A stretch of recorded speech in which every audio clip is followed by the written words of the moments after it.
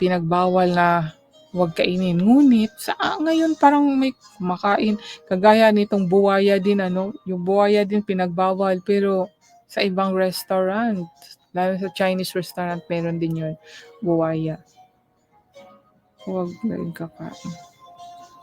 Yan mga bawal noon mga kaibigan. Buwaya, bubuli at hunyango, bayawak, tuko, butiki, bubuwit, daga. Mga bawal. Ang bilis ng basa ko. Nandito na po tayo sa 12. Sabagay, ito kasing nasa 11 ay tungkol po sa pagkain. At nasa sa inyo po kung susundin ninyo kung ano po ang pinaramdam o yung conviction of the Holy Spirit po sa atin. Dahil sabi nga ng ibang mga ngaral, bakit pinagbawal ang baboy? Masarap pala ito kaya pinagbawal. Ito, ang Diyos po ang nagbawal hindi po tao Imagine, narinig ko to mismo sa pari. Kaya pinagbawal ang baboy dahil masarap. Yun ang sabi, no? So God will judge us na lang kung ano. Sa bagay ang baboy, kung isipin natin, kung mabasa din natin sa New Testament, baboy din ang ginamit, no? Ni Jesus Christ para doon pumasok yung masamang espiritu sa baboy po. At kung isipin din natin ang baboy, talagang pag kumain din siya ay marumi at ang lugar niya ay mahilig siya magluglog sa marumi. Pero meron naman yung farm ng baboy, talagang nililinis nila yung baboy, no? So, nasa sa atin na yan. Pero ang baboy ay marami pong maidudulot sa atin na sakit. Kaya, pinagbawal para sa akin. Talagang marumi. Marami siyang madulot na sakit High blood, tataba ka, magkaroon ka ng heart attack dahil sa taba niya, pag overeating. Masarap po ang baboy, no?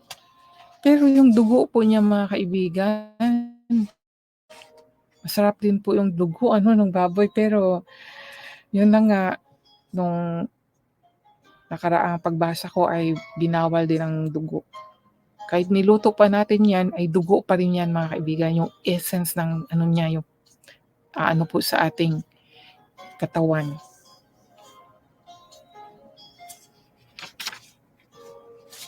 Kaya, minsan sa akin lang pong sariling paunawa, minsan ang tao nagiging matapang dahil siguro sa mga kinakain, no? Na maraming pinagbawal tapos kumakain, syempre na na parang nanalaitay sa ating katawan at balat at syempre sa dugo dahil yung mga kinakain natin ay naghalo sa ating katawan. Kaya parang something na meron din siyang spiritual na pangunawa din. Parang sa pagkain din ay parang meron din siyang connection.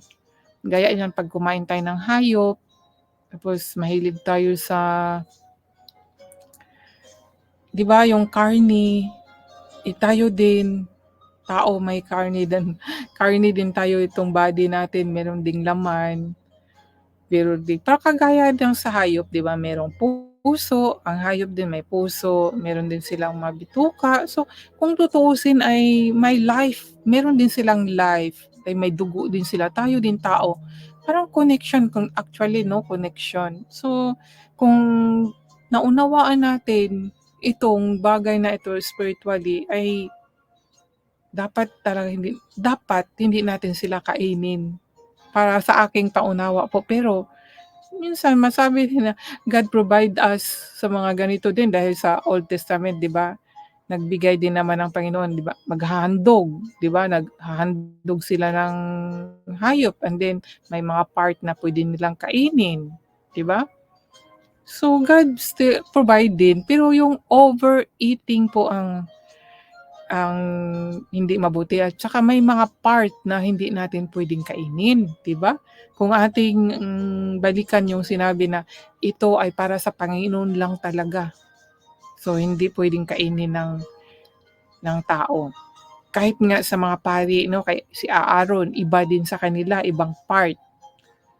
At iba din doon sa mga Israelita, yung mga ordinary, yung hindi pari.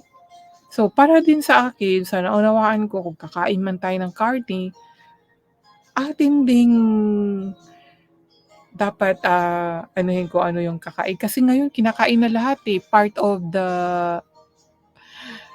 meat ng hayop. Yung dila kinakain na rin po, yung tainga, yung sa laman loob kinakain na po lahat. Wala na pong nasasayang,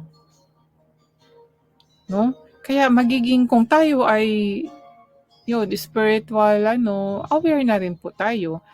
Kaya nga 'di ba itong ibang relihiyon kagaya ng mga Buddhist, hindi po yan sila kumakain ng karne, kahit isda po kasi may dugo nga. Ang kinakain nila ay gulay. Yun po yan po ang naanuhan ko. Dahil meron po akong isang dito sa lugar na 'to, meron po akong isang lugar nga gustong puntahan. Tapos yun po ay mountain po siya, famous mountain. Ang tawag po is Kuya Sang, Mount Kuya. And then sabi ng asawa ko 'pag pumunta doon ang pagkain ay puro gulay. Sabi ko, walang problem naman sa akin kung gano'n ang kakainin, puro gulay. At ang yung luto ay tempura yun nga inaano sa mantika 'no. So, walang kaibahan dito sa sinabi dito, may konting connection po, tungkol po sa pagkain.